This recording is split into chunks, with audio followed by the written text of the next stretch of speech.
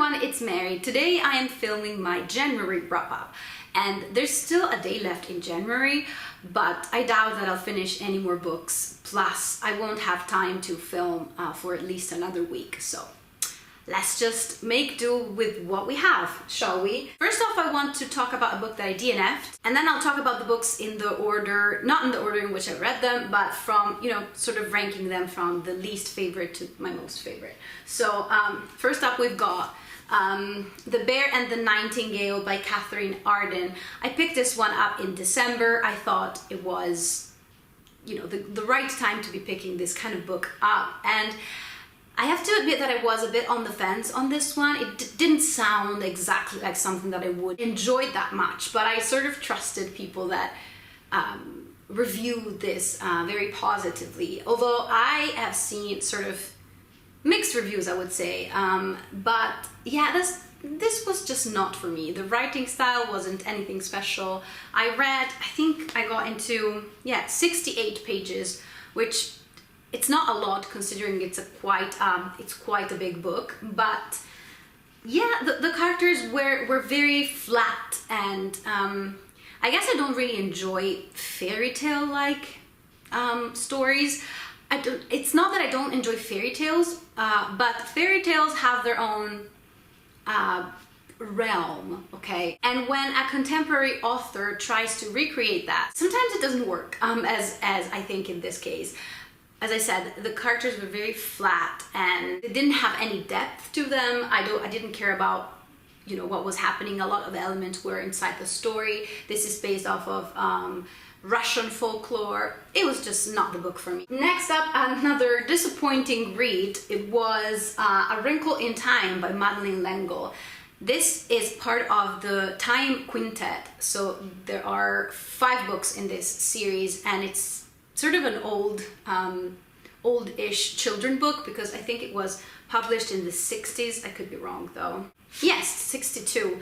And I guess some people are, you know, attached to this because maybe they read it when they were very young, but I didn't, so I just picked this up now. I thought it was going to be quick, fast-paced, but also sort of whimsical and fun, but it wasn't any of those things. Well, it was quick to read, I have to say, but yeah, this did not age well. The characters are very tropey.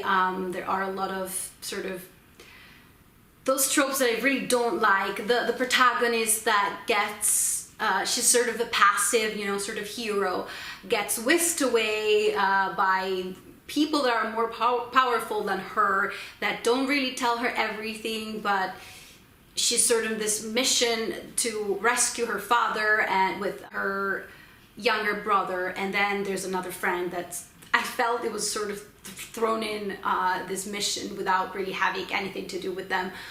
They just needed an extra element, and how they treated the dynamics, again, was very tropey. How she treated the dynamics between the characters was not very effective, because they didn't even really know each other, but suddenly they were best friends or sort of lovers, I don't even know. They would have given their lives for each other, and that just doesn't happen in the span of an hour, not even a day. And sometimes she would sort of forget characters laying there.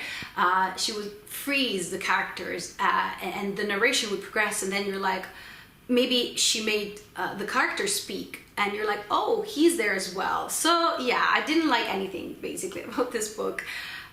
Or the old trope of the girl with the glasses that is not very pretty, but without her glasses, she's suddenly, oh, look how pretty she is without her glasses on. And I hate that. So yeah, sadly, I'm not continuing on with the series. They are so pretty. The books are so pretty, and I just thought that I was going to at least enjoy them a little. But no, I sadly have to give away my entire box set because... Next up, a quick book, a quick non-fiction book that it was Be Bilingual, Practical Ideas for Multilingual Families by Annika Bourgogne. And this is the 3rd book that I read on bilingualism for children, to raise a bilingual child, but this was sort of extra for me. It didn't really add anything to the conversation. It's very, I mean, it's not badly written, but there are better books around, as I stated previously. So I think you know, if you're looking into books to raise your son, your daughter as bilingual, you can definitely skip this one. It was okay, but yes, nothing new. Then I read Adult ADHD by Thom Hartmann.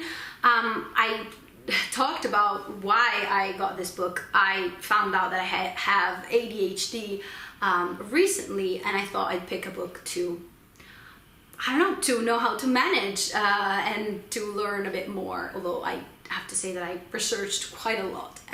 But this tiny book was not probably what I was looking for. I should have checked a little bit better the premise of the book. In fact, it says how to succeed as a hunter in a farmer's world, and it's mostly for ADHD people who want to be entrepreneurs, which I don't really have an interest in. I just want to cope in my everyday life, so possibly this was not the right book for me. That's why I gave it 3 stars. It's not a bad book, just not the book that I was looking for. Then on to the 4-star reads. I didn't give any book 5 stars this month. We've got How to Talk So Children Will Listen, How to Listen So Children Will Talk, something like that. I'm just going to pop the picture here, by Faber and Elaine Mazlish. I have this book in Italian. This was very good, actually. I felt like it was reminiscent of another book by Thomas Gordon, which is the PET method, and I thought, did they just rip his method off, sort of? But I guess they both were written in the same period, more or less, the same ideas. I think maybe they influenced each other, and actually this one is, I would suggest this one over the Thomas Gordon one, because this is much more, less as a textbook and more of a, you know, open conversation and a dialogue. And I really enjoyed this one. I would definitely recommend this for any parent or anyone that has anything to do with children. It's very thought-provoking as well, and it helps you, like, practically in everyday life, how to approach and how to view things a bit differently, without thinking I have the power, you know, they need to respect me, but just start from, you know, the opposite. Like I need to earn respect, not by threatening or by blackmailing or just showing them how powerful I am and like show who's in charge. It's more of a, you know, let's try and collaborate, be cooperative all together, and things will work out better for everybody. So yeah, I guess, yes, I don't want to talk too much and dive too deep into this sort of books, because again, this is the last time I say this, but at some point I will do a dedicated video to the books such as this one. But I really enjoyed this, and definitely for any kind of parent, you know, either your children are very young or teenagers, I think it's useful for all the categories, so definitely recommend this one. Now I've got a reread, and I reread Kazuo Ishiguro's Never Let Me Go. I was sure that I read this a long time ago, but actually I was checking my Goodreads, and it says that I read this in 2015, which is when I actually, because when I started Goodreads, I sort of put all the books that I remember reading and I gave them a rating. So I thought, well, maybe I just put it in there in 2015. But then there was like a percentage of me reading the book, and I'm not sure now. Maybe I read this in 2015, I'm not sure. I felt like it was way before, but anyway, I remember really enjoying it. But the first time I read it, I perceived it as a long time ago, plus I read that one in Italian, an Italian translation, and I just wanted to revisit this one. And I buddy read this one with Lisa over at Literary Latin X. And we really enjoyed our buddy read. This is probably my first successful buddy read. So for anyone out there who wants to buddy read a book with me, I can do it sometimes. And I really enjoyed this one again. I gave it 4 stars. I enjoy his writing style so much. It's very, his way of narrating the story is very compelling. It just keeps you interested all the way through. And for me, it was a joy to be reading this one. I sort of remembered everything, not maybe some details, but yes, this was very memorable again as a book. That's why I wanted to reread it. And it's sort of a dystopian story set in the late 90s, so in the past, where the world that they're describing, it's very, similar to our own. And you follow these 3 young people. Kathy is the protagonist of the book. She's narrating the story from and talking about her past. So she's not a child anymore. She's a grown-up, and she's talking about her in this sort of school where they were with these other 2 people, Ruth and Tommy, and how their dynamics and their relationship progressed over childhood and then teen years, and there's something amiss, and you know that from the get-go. There's something different, and you are given some clues, and there's not really a big reveal because more or less, as I said, you are provided with clues throughout the narration. So probably in the midpoint, you're like realizing what's really going on. So I don't want to spoil anything. This book is very heartbreaking. I have to warn you.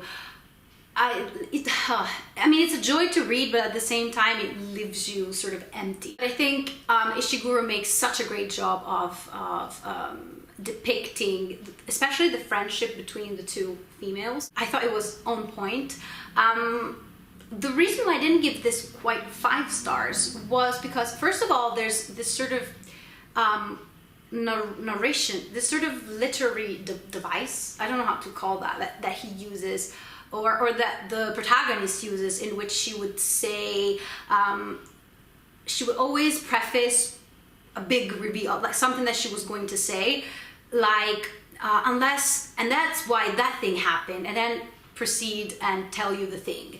And she did that a lot throughout the narration. I don't know if it was something that he decided, like, it wasn't really clear whether it was just his way of telling the story throughout the book, or that it had to be a quirk of the main character. So yeah, I felt like it was bothering me just a little bit. So that's why. And also because the character of Tommy, I thought, had the potential to be more than that. I would have loved for that character to be a little bit more fleshed out, because I felt like he was sort of passive. I mean, he is passive as a character in general, but I felt like we could have had more of him in terms of, his psychological aspect, his viewpoint on things. But again, this one is great, and the movie as well, I remember being, very good, but I did not watch the movie again. I can't find it anywhere. But yes, so definitely check out this one if you don't know Kazuo Ishiguro yet. I have a couple of other of his books that I want to check. I want to read all of his works, but I have just a couple bought that I own on my physical TBR. So I'll definitely go on and read his books, because I read another one of his books and he's potentially could be one of my favorite authors. So yeah, this one. Lastly, since I am participating, I want to say that I'm fully participating, but I never am, in the Invisible Cities project, which I think I talked about already, but I'm going to leave links down below to what that is about. Basically, each month, this group of awesome bookish people select 3 countries, and from these 3 countries you're supposed to be reading books, eating the food, watching the movies, all the listening to the music, all those great things. But yes, I am so lousy at this. This month was Japan, Morocco, and Argentina. And I had selected a book on Morocco that I couldn't even check out. Then for Japan, I read Convenience Store Woman by Sayaka Murata, and this, I feel like this one is very popular, but it just sounded so appealing to me, and I'm so glad that I ended up reading this. I think I would, if I had more time, I would have read this one in one go. It's very quick to read, extremely satisfying, I would say. So I read this in 2 sittings, but I feel like you can manage, you know, 1 sitting if you have the time. It doesn't take long at all. And it's a book about this woman, Keiko, working in a convenience store in Japan, and she's been working there for 18 years, which is something very unusual, because she's 35, she's not married, and she's working in a convenience store, which usually is a place that where people, the people that are working there are sort of, maybe they have a temporary job, they're students, so it's not something you would aspire to. And she sort of feels the pressure of society and of the people around her that are wondering why she cannot be as everybody else. Why is she not seeking for a companion? Why is she, you know, content in her situation? What's wrong with her? And she feels like she's very, she feels like the convenience store for her is very comforting, her routine there. She is sort of obsessed with it because everything that she does has to be because of that. She also says, I'm not, like, she's not really human, she's a convenience store worker. So she eats, and the food that she eats is for the sake of the fact that she needs to go working in the convenience store, so she needs strength. She washes because she has to go there. She wakes up in the morning because of that. And so the only reason why she feels like she has to change something is because people around her, again, as I said, are pressuring her. And I felt like this was very fascinating, because it's a view on society and how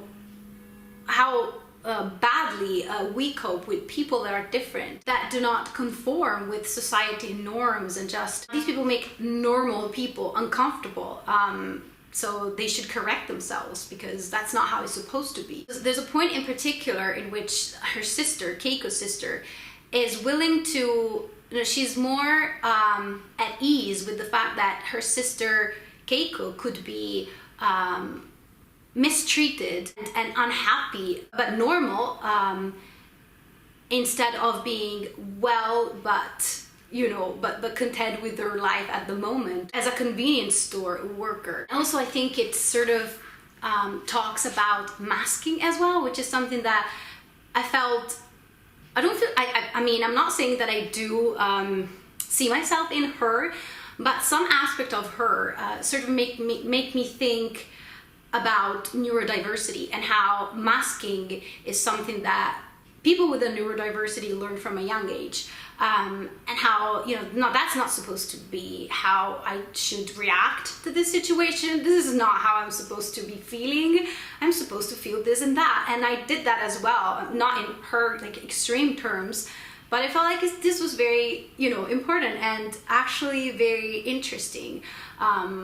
So yeah, definitely recommend this book. I think it's sort of, it's a perfect book for a book club as well, because I think there you can spark a lot of discussion on the topic, and I would definitely recommend. As I was saying, for Invisible Cities, we had Japan, Morocco, which again, as I said, I don't even remember the title of it. I think it was Dune. I'm just gonna pop a picture here. And then for Argentina, I am currently reading a book, which I'm just going to briefly mention. Where is it? Oh well, I'm just gonna pop a picture because I have the Spanish original version, but it is Things We Lost in the Fire by Mariana Enriquez, and I am not disliking this, but not really enjoying this. It's a short story collection. I don't gel well with short story collections, plus it's horror. I don't read horror usually. Don't ask me why I picked up this book. I just wanted to check out a book by an Argentinian author that I knew a lot of people would, you know, were giving positive reviews to. So yes. For now, I'm going to say goodbye, and please let me know in the comments if you read any of the books that I mentioned, and I'll see you in my next video. Bye!